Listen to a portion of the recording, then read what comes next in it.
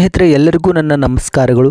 ಇವತ್ತು ನಾನು ಸಂತ ಸೇವಾಲಾಲ್ ಮಹಾರಾಜರ ಜಯಂತಿ ಅಂಗವಾಗಿ ಅವರ ಜೀವನ ಹಾಗೂ ಅವರೊಂದಷ್ಟು ಸಾಮಾಜಿಕ ಸುಧಾರಣೆಗಳ ಬಗ್ಗೆ ಈ ಒಂದು ವಿಡಿಯೋದಲ್ಲಿ ತಿಳಿದುಕೊಳ್ತಾ ಹೋಗೋಣ. ಸ್ನೇಹಿತರೆ, ಸಂತ ಸೇವಾಲಾಲರು ಬಂಜಾರ ಅಥವಾ ಲಂಬಾಣಿ ಸಮುದಾಯದ ಆರಾಧ್ಯ ದೈವ ಹಾಗೂ ಮಹಾನ್ ಸಮಾಜ ಸುಧಾರಕರು ಅಂತ ಹೇಳ್ಬೋದು. ಇವರು ಅಹಿಂಸೆ, ಸತ್ಯ ಮತ್ತು ಪ್ರಕೃತಿಯ ಆರಾಧನೆಯನ್ನು ಬೋಧಿಸಿದಂಥವರು. ಸ್ನೇಹಿತರೆ, ಇವರ ಜನನವನ್ನು ನೋಡೋದಾದರೆ ಇವರು ಫೆಬ್ರವರಿ 15, 1739ರಲ್ಲಿ ಶಿವಮೊಗ್ಗ ಜಿಲ್ಲೆಯ ಹೊನ್ನಾಳಿ ತಾಲೂಕಿನ ಸೂರಗೊಂಡನಕೊಪ್ಪದಲ್ಲಿ ಜನಿಸ್ತಾರೆ. ಇದಕ್ಕೆ ನಾವು ಇಂದು ಬಾಯಗಡ ಅಂಥೇಳಿ ಕರಿತೇವೆ, ಸೂರಗೊಂಡನಕೊಪ್ಪಕ್ಕೆ. ಸ್ನೇಹಿತರೆ, ತಂದೆ ಭೀಮಾನಾಯಕ ಮತ್ತು ತಾಯಿ ಧರ್ಮಿಣಿಬಾಯಿ ಅಂಥೇಳಿ.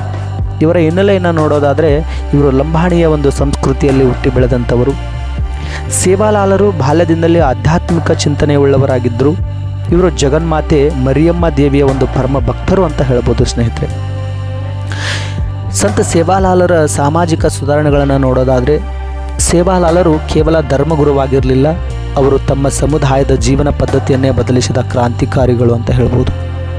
ಅಹಿಂಸೆ ಅಂದರೆ ಪ್ರಾಣಿ ಬಲಿಯನ್ನು ವಿರೋಧಿಸಿದಂಥವರು ಮತ್ತು ಸಸ್ಯಾಹಾರಕ್ಕೆ ಒತ್ತು ನೀಡಿದಂಥವರು ಸೇವಾಲಾಲರು. ದುಶ್ಚಟಗಳ ನಿರ್ಮೂಲನೆ ಅಂದರೆ ಮಾಂಸಾಹಾರ, ಮದ್ಯಪಾನ ಮತ್ತು ಮಾದಕ ವಸ್ತುಗಳಿಂದ ದೂರವಿರಲು ಕರೆಯನ್ನು ನೀಡಿದಂಥವರು ಸೇವಾಲಾಲರು. ಹಾಗೆ ಪರಿಸರ ಪ್ರೇಮದ ಬಗ್ಗೆ ಅಂದರೆ ಪ್ರಕೃತಿಯ ದೇವರು ಅಂಥೇಳಿ ನಂಬಿದಂಥವರು. ಮರಗಿಡಗಳನ್ನು ಬೆಳೆಸಲು ಮತ್ತು ಪ್ರಾಣಿಗಳನ್ನು ಪ್ರೀತಿಸಲು ಬೋಧಿಸ್ತಾರೆ ಸೇವಾಲಾಲರು. ಅದರ ಜೊತೆಗೆ ಸ್ವಾವಲಂಬನೆ ಅನ್ನುವಂಥದ್ದು ಅಂದರೆ ಬಂಜಾರ ಸಮುದಾಯವು ಅಲೆಮಾರಿ ಜೀವನ ಬಿಟ್ಟು ಗೌರವಯುತವಾಗಿ ಬದುಕಲು ದಾರಿ ತೋರಿಸಿದಂಥವರು ಸಂತ ಸೇವಾಲಾಲರು ಅಂತ ಹೇಳ್ಬೋದು. ಸೇವಾಲಾಲ್ ಬಾತು ಅಂದರೆ ಸೇವಾಲಾಲ ಬೋಧನೆಗಳು, ಅವುಗಳಿಗೆ ಸೇವಾಲಾಲ್ ಬಾತು ಅಂತ ಹೇಳಿ ಕರೀತಾರೆ.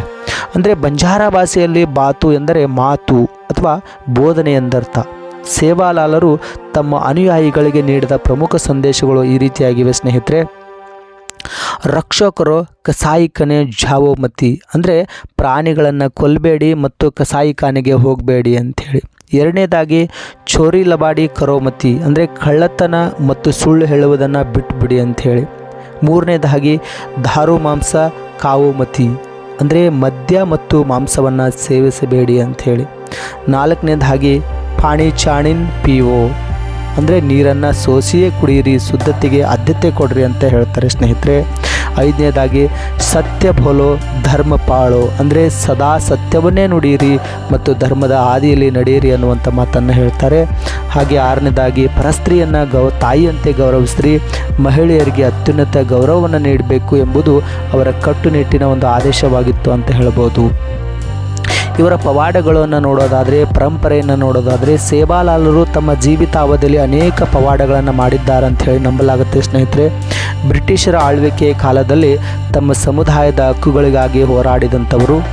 ಇವರು ಮಹಾರಾಷ್ಟ್ರದ ವಾಸಿಂ ಜಿಲ್ಲೆಯ ಪೋಹಾರ ದೇವಿ ಎಂಬಲ್ಲಿ ವೈಕುಂಠವಾಸಿ ಆಗ್ತಾರೆ, ನಿಧನರಾಗ್ತಾರೆ ಅಂತ ಹೇಳ್ಬೋದು.